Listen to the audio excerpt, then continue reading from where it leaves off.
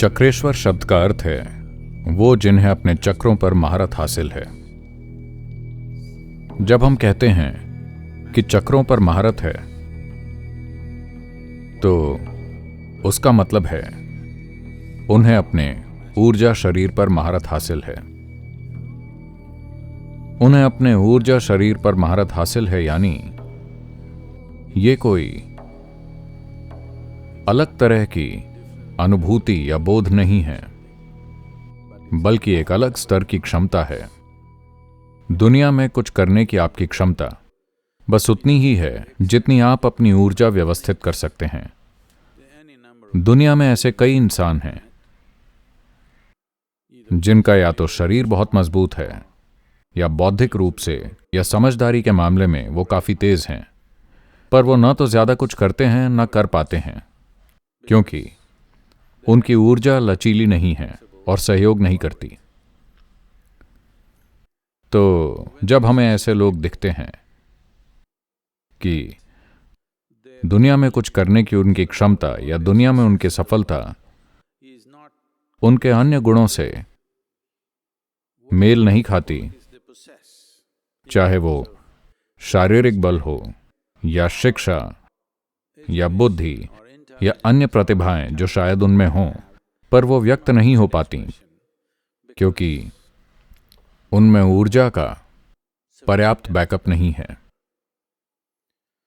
एक तरह से योग की हर प्रणाली, चाहे सरल अभ्यास हो या ज्यादा जटिल या गहन अभ्यास, सब कुछ एक स्तर पर ऊर्जा प्रणाली पर एक खास महारत पाने के लिए बनाया गया है, क्योंकि आप सांसारिक तौर पर एक इंसान को इस तरह ही विकसित कर सकते हैं। दुनिया में आप जो कर सकते हैं उसे तभी बढ़ा सकते हैं जब आपकी ऊर्जा एक खास स्तर पर हो और उनमें एक खास स्तर का लचीलापन और नियंत्रण हो। कई लोगों का या सभी का अपनी ऊर्जा पर एक स्तर का कंट्रोल और महारत होती है, अनजाने में ही। तो इसी वजह से वो अलग अलग चीजें अलग अलग हदों तक कर पाते हैं। पर अब आप कुछ ऐसा करना चाहते हैं जिसे आमतौर पर इंसानी रूप से असंभव माना जाता है। संभव और असंभव चीजों का आधार बस हमारी अब तक की खोज को माना जा रहा है। जरूरी नहीं कि कोई चीज असंभव हो, बस ये है कि हमने उसे अब तक खोजा नहीं है। खैर, 150 साल पहले क्या हम उड़ सकते हैं या नहीं? उड़ना असंभव है, ये बात तय थी, ठीक है, सभी के दिमाग में। तो इसी तरह ऐसी कई चीजें जिन्हें लोग असंभव मानते हैं, उसकी मुख्य वजह यह है कि हमने अभी तक इंसानी क्षमता के वो पहलू नहीं खोजे हैं, क्योंकि इंसानी आबादी का एक बड़ा हिस्सा या मानव संसाधन का बड़ा हिस्सा, अगर आप इसे ऐसा कहना चाहें, या मानव क्षमता का बड़ा हिस्सा आमतौर पर या तो जीवन चलाने के लिए गिरवी होता है या अपनी हार्मोनल जरूरतों में उलझा होता है। अधिकांश लोगों का पूरा जीवन बस उन चीजों को मैनेज करने में चला जाता है। शायद अधिकतम इंसानी ऊर्जा पैसे और कामुकता में लगी हुई है।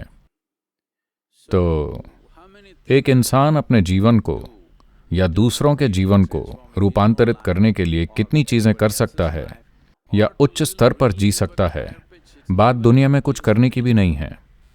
देखिए, सक्षमता हमेशा कुछ करना नहीं होता। एक सक्षम व्यक्ति जो वाकई सक्षम है, उसके यहां बैठने के तरीके में एक खास आनंद होता है, या जिस तरह वो सड़क पर चलता है। जब आप क्षमता के खास स्तर पर होते हैं तब, क्योंकि इंसान सिर्फ एक शरीर नहीं है, एक खास बुद्धिमत्ता है, और आप क्षमता के बिना अपनी बुद्धिमत्ता का आनंद नहीं ले सकते। बुद्धिमत्ता एक बहुत ही नकारात्मक चीज बन सकती है अगर वो किसी क्षमता में न बदले तो। आप बुद्धिमान हैं पर कुछ नहीं कर सकते, आपको कुछ करना नहीं आता, तो अचानक आपको लगेगा कि आपकी बुद्धिमत्ता एक बड़ा बोझ है और आपके खिलाफ है, अगर आप में जितना दिमाग है उसका आधा होता तो आप काफी शांत होते। बुद्धिमत्ता तभी खुशहाली में बदलती है जब वो क्षमता में तब्दील होती है, कुछ करने की क्षमता। तभी बुद्धिमत्ता एक शक्ति बन जाती है, व्यक्ति और दुनिया दोनों के लिए। क्योंकि इंसान बुद्धिमत्ता के खास स्तर तक विकसित हुआ है, उसे क्षमता में बदलना एक महत्वपूर्ण चीज है। चाहे वो भौतिक दुनिया में हो या आध्यात्मिक खोज में, वो जो कुछ भी करता है उसे अपनी बुद्धिमत्ता को क्षमता में बदलना होगा, वरना वो अपने जीवन की घटनाओं से हर हाल में निराश हो जाएगा। So, being a Chakreshwara is a certain level of competence. तो चक्रेश्वर होना क्षमता का एक खास स्तर है।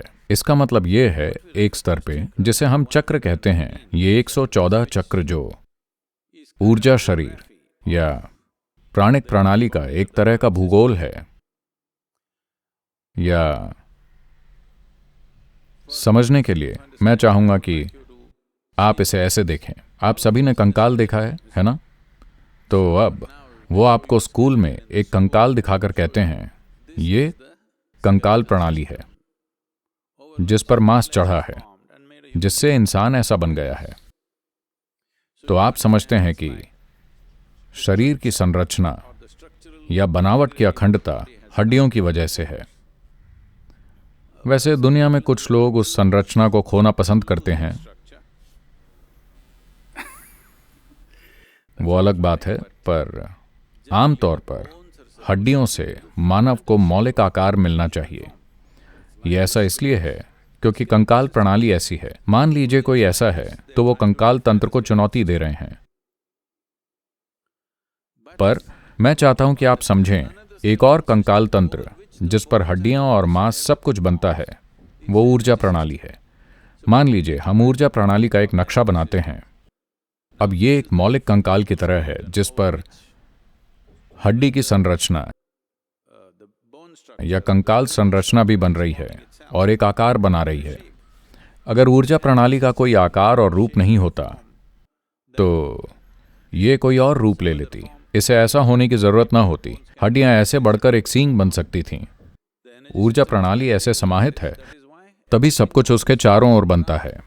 या दूसरे शब्दों में, हम ऊर्जा प्रणाली को एक और ज्यादा मौलिक कंकाल प्रणाली मान सकते हैं जिस पर हड्डी की संरचना और मांस और तंत्रिका और न्यूरोनल प्रणाली और विभिन्न अन्य चीजें हुई हैं। ठीक है? अगर आपको इस पर कुछ महारत है तो एक बात यह है, आप चक्रों को गतिशील बना सकते हैं, यानी आप उन्हें सिस्टम में जहां चाहे ले जा सकते हैं। इसका उद्देश्य क्या है? आपने कैलेंडर कला देखी होगी।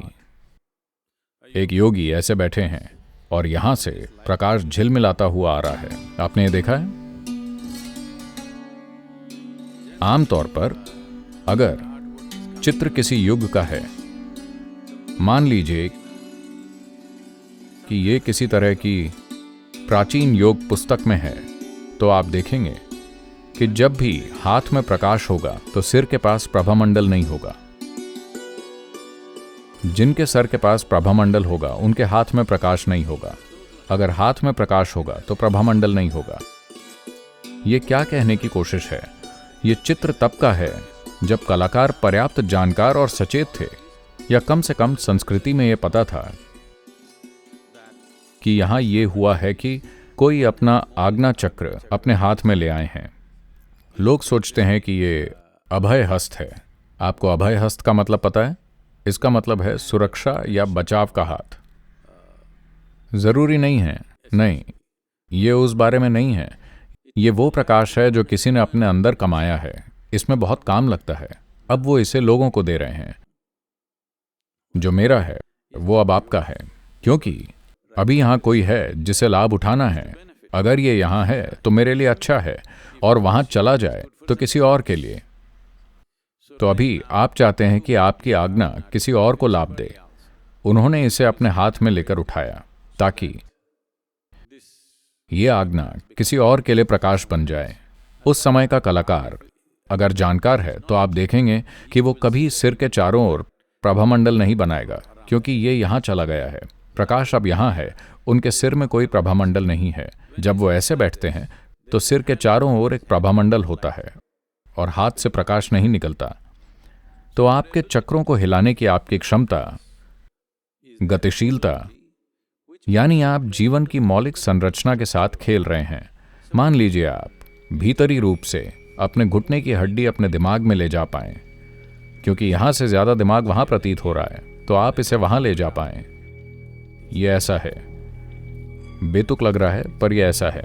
आप वाकई अलग अलग क्षेत्रों में जा रहे हैं, बस इस उद्देश्य के लिए नहीं, कई अन्य चीजों के लिए। क्योंकि जब आप कुछ चीजें करना चाहते हैं तो आपकी ऊर्जा में यह क्षमता होनी चाहिए। आज्ञा यहां है, चाहे वो कितनी भी शक्तिशाली क्यों ना हो। कुछ चीजें वो नहीं कर सकता। अगर मैं इसे अपने हाथ में, पेट में या कहीं और ले जा सकूं, तो कोई खास काम करने के लिए वो सबसे ज्यादा अनुकूल होगा। तो उस गतिशीलता या स्वतंत्रता का होना एक तरह से जैसा सृष्टि ने आपको बनाया है, उस संरचना को पूरा बदल देना, उस तरीके को बदलने के लिए जिस भी तरीके से सृष्टि ने हमें बनाया है उसे बदलना, उसकी मौलिक बनावट को बिल्कुल फिर से गूंथना, जैसे मिट्टी से एक बर्तन बनाकर उसके रूप लेने के बाद अब बर्तन को अजला बनाना, क्योंकि अजला बनाकर आप उससे कोई भी आकार बना पाए। आपने बर्तन बनाया था, पर अब एक बच्चा आया है तो आप एक गुड़िया बनाना चाहते हैं, तो बर्तन को अजला बनाकर उससे फिर से मिट्टी और उससे गुड़िया बनाते हैं जिसके साथ बच्चा खेल सकता है। वहां पहुंचने और फिर से यहां वापस आने के लिए एक खास महारत जरूरी है। अगर आप वहां पहुंचकर वापस नहीं आ पाते, परंपरा में ऐसी कई कहानियां हैं। किसी योगी ने कुछ किया और फिर वो वापस नहीं आ सके। आपने ये सब सुना है? What are they? You have heard of the Shukracharya, all these people. आपने शुक्राचार्य वगैरह के बारे में सुना है? बहुत अहंकारी योगी जो एक खास स्तर तक सक्षम होते हैं, पर जब अहंकार आता है तो आप आगे नहीं सीख पाते। तो आप कुछ सीखकर उसे दुनिया को दिखाना चाहते हैं, क्योंकि यह आपको शक्ति देता है, पर कुछ बदल कर आप उसे पहले जैसा नहीं कर पाते, आप वहीं अटक जाते हैं। ऐसी कई कहानियां हैं जिनमें विश्वामित्र भी शामिल हैं। इन लोगों की ऐसी कहानियां हैं, उन्होंने कुछ किया पर उसे पहले जैसा नहीं कर पाए, क्योंकि वो उसे बदल नहीं पाए। और इन चीजों को करने की मौलिक क्षमता इसलिए आई है क्योंकि उन्हें मूल जीवन निर्माण ऊर्जाओं पर महारत है, जो हमारी अपनी ऊर्जा प्रणाली है।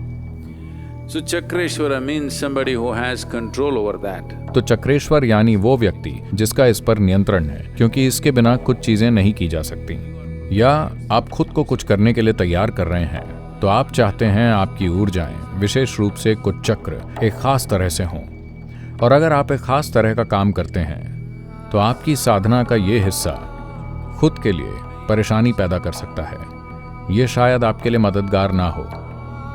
तो मान लीजिए अभी मैं देवी प्रतिष्ठा कर रहा हूं, वाकई हम कर भी रहे हैं, हम देवी प्रतिष्ठा कर रहे हैं। इस शरीर की स्त्री प्रकृति का पहलू मैंने कहीं और रख दिया है, अभी वो यहां नहीं है। पता नहीं आपने मुझ में अंतर देखा है या नहीं, मैं अभी सामान्य से थोड़ा अलग हूं। अभी कुछ चीजें कम हैं क्योंकि हमने उन्हें कहीं और रख दिया है, हैंगर पर। अब आज मैंने ये कुर्ता पहना है, कल शायद ये मेरे हैंगर पर हो। जब मैं इसका उपयोग करता हूं तो ये नहीं है, बिल्कुल मेरा हिस्सा है। जब मैं इसे वहां टांगता हूं तो बस वहां लटकता है। तो आप कुछ चीजें जिन्हें आपने एक विशिष्ट उद्देश्य के लिए तैयार किया है, आप नहीं चाहते कि वो कई चीजों में शामिल हों, तो आप उन्हें कहीं रखना चाहते हैं। आप नहीं चाहते कि उसके साथ घूमें। तो कुछ चक्र या आपकी ऊर्जा प्रणाली का एक पहलू, आप उसे अपने मंदिर में लटका कर आते हैं, क्योंकि अगर आप उसके साथ घूमेंगे तो आपको उस पर अलग अलग तरीकों से फिर से काम करना होगा। तो आप उसे छोड़ आते हैं। इससे आप में एक कुछ समय के लिए कुछ चीजों की कमी रहेगी। छोटी अवधि के लिए यह ठीक है। अगर आप ऐसा बहुत लंबे समय तक करेंगे तो यह प्रणाली को नुकसान पहुंचा सकता है। पर आप उसे कुछ समय तक लटकाते हैं क्योंकि आप हर चीज पर फिर से काम नहीं करना चाहते, क्योंकि उसमें बहुत ज्यादा समय लगेगा। ऐसी और भी कई चीजें हैं। आप शरीर के एक हिस्से में घूम सकते हैं, ऊर्जा शरीर के, क्योंकि आप इसे संरक्षण और एक विशेष उपयोग के लिए एक जगह पर रख सकते हैं। अब अगर लोग इस मंदिर में आते हैं, जहां ऐसा शरीर या शरीर का एक हिस्सा लटका हुआ है, तो उनका अनुभव उससे बिल्कुल अलग होता है जो उन्हें पहले वहां हुआ होगा। वो बस मंदिर की ऊर्जा वगैरह नहीं है, ये बिल्कुल अलग है, क्योंकि शरीर का एक हिस्सा वहां है और ये बहुत अलग है, बिल्कुल अलग ही। क्योंकि देखिए, अभी हर इंसान में कई गुण होते हैं, वो सभी एक तरह से संतुलित होते हैं। अगर उनमें से कोई एक गुण बहुत बढ़ जाए, या अगर हम अन्य गुण हटाकर बस आपका एक गुण रखें, तो अचानक आप देखेंगे कि ये एक बहुत ही बढ़ा चढ़ा गुण होगा। ये एक तरह से, क्या कहें, ये एक तरह से ढका हुआ या एक तरह से संतुलित है, क्योंकि कई अन्य गुण हैं। अगर आप में एक अजीब गुण है, तो ये एक तरह से संतुलित होता है। मान लीजिए हम अन्य सभी गुणों को सुलाकर बस इसे छोड़ दें, तो अचानक आप देखेंगे कि ये एक चीज अलग ही दिशा में पागल हो रही है। ये बहुत शक्तिशाली हो जाएगी, बस इसलिए कि आपने और सब शांत कर दिया है। तो जब आप इसे बाहर निकालकर वहां रखते हैं, तो वो गुण अन्य सभी गुणों से स्वतंत्र होता है जो उसे सामान्य रूप से संतुलित करते हैं। अचानक वो गुण बहुत बड़ा चढ़ा लगता है, जो एक प्रकार से काम के लिए बहुत अच्छा रहता है। तो एक चक्रेश्वर इस पर काम करता है। अगर उसका दुनिया के साथ काम करने और कुछ बनाने का इरादा है तो So Sadguru Sri Brahma worked on it and when things did not happen, तो सद्गुरु श्री ब्रह्मा ने इस पर काम किया, और जब चीजें नहीं हुई, क्योंकि उन्हें लगा सब कुछ ठीक है और ये निश्चित रूप से होगा, पर वैसा नहीं हुआ। उन्हें विश्वास नहीं हुआ कि वो नहीं हो रहा है। चीजें सहयोग नहीं कर रही थीं, उनमें कोई सामाजिक कौशल नहीं था। उन्होंने कभी नहीं सोचा कि सामाजिक कौशल जरूरी है। उन्हें लगा कि उनके पास गुरु की कृपा है और ऊर्जा है और उन्हें महारत प्राप्त है, इसे होना ही है। उन्हें इसमें कोई संदेह नहीं था। लेकिन वो अज्ञानता की शक्ति को नहीं समझे। अज्ञानता इस धरती पर एक जबरदस्त शक्ति है। ये कोई सरल शक्ति नहीं है। इसे कभी कम मत आंकिए, अपने अंदर और अपने आसपास। ये एक जबरदस्त शक्ति है। दुनिया में बहुत सी चीजें अज्ञानता की शक्ति से होती हैं, ज्ञान या बुद्धि या कुछ और की शक्ति से नहीं। अज्ञानता एक जबरदस्त शक्ति है। तो उन्होंने अज्ञानता की शक्ति को कम आंका। वो अज्ञानता से अनजान थे। उन्हें लगा उनका ज्ञान, उनकी शक्ति और उनके गुरु की कृपा सब कुछ कर देगी, और ऐसा नहीं हुआ। तो उन्होंने सोचा, शायद मैं सक्षम नहीं हूं, कहीं मैंने ये क्षमता खो दी है क्या। तो शरीर छोड़ते वक्त वो एक तरह से खुद की जांच कर रहे थे। तो उन्होंने एक अभूतपूर्व चीज की, जो असाधारण और दुर्लभ है। दुर्लभ यानी बहुत ही दुर्लभ, कि उन्होंने अपने 7 चक्रों से शरीर छोड़ा। वो एक साथ सभी 7 चक्रों से बाहर निकले।